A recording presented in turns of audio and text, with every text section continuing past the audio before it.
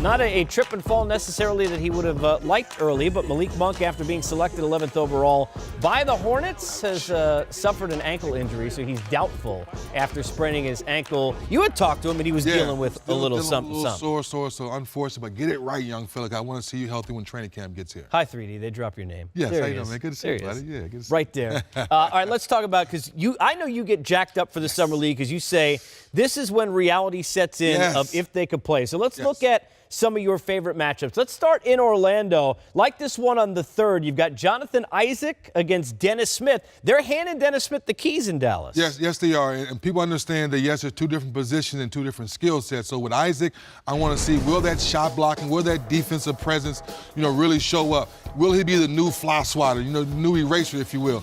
Talk to him draft night. He says, offensively, I'm better than people give me credit for. He has three-point range. You see right here, that jump shot right there. So I'm looking forward to him to see can he do more. Now, Dennis Smith, I've been hearing about this young man since he's been in high school. My oldest son was telling me about it. He was a freak of nature all through the internet, had the knee injury. So talk to him draft night. He's saying he's just starting to get his bounce back in his legs. So people are asking him, are you ready to be coached, to be a better leader now you get to the next level? All right, now later that day, same night, 7 p.m. Eastern, right here on NBA TV. It's the matchup. This will determine whether or not the trade in the draft was, well, it's Fultz against Tatum. I might be over-dramatizing it just a wee bit, but I'm looking forward to seeing. This is the first time you're going to get to see these guys playing as members of their new organization, where there's going to be a lot of pressure on both. A lot of pressure on both, and I'm glad you set up that way, Casey, because what they've done in college, I know a lot of things about Markelle Fultz, only won, 8 or 9 games, whatever it was. Forget about that. Now you're playing with grown men. Now we're going to really see all these skills we talked about that we see in one short year in college. Now does it really translate to the NBA game? The pick and roll, the athletic ability, putting the ball on the floor. I think this young man is really going to shock some people.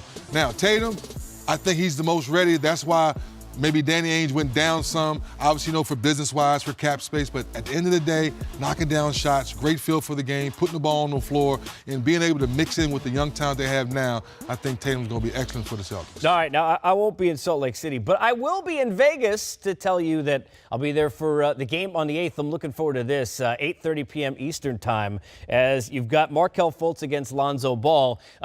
No truth to the rumor, his dad might actually be wrestling full-time by then, after what we saw yesterday. But I look for 2 totally different kind of players that were taking 1-2 at the same position. Yes, and we talked about folks we know he's going to bring to the table, but Ball, it's about the vision. Now you're going to be out there with guys that can flat out knock down shots, post up, to pick and roll. So now when you say to yourself, in a college situation, you have team offense, you don't get a chance to go one-on-one. You see a few highlights here, but now with Ball, we know the shot's not pretty, but the shot goes in. We know the vision's there. Now when guys are on the floor, they're going to run the floor hard because they know he's a point guard that's thinking to pass the ball first, score second. So very looking forward to seeing this young man play around with grown men. All right, me too. Day before that, get a chance to see my favorite player in the draft, in Josh Jackson, who's got just an enormous amount of talent and that aggression that you want to see, that killer instinct. And De'Aaron Fox, who's got a lot of that. You want to talk about, you better make sure to keep your eyes on him because he'll be gone quick. Well, with Josh Jackson, he has that natural dog in him, intensity.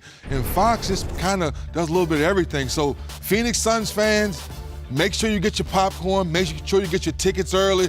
Make sure you get to your seat early because this young man brings the fire. He's going to be a stat sheet stuffer all night long because he brings so much to the table. But this young man right here, Fox, after talking to him, Casey, great feel for the game, understanding who he is, the history of the game, how hard he has to work. And at 19 years old, he's saying he's ready to come in and lead men. It's not too many 19-year-olds ready to do that, so I'm very excited about him as well.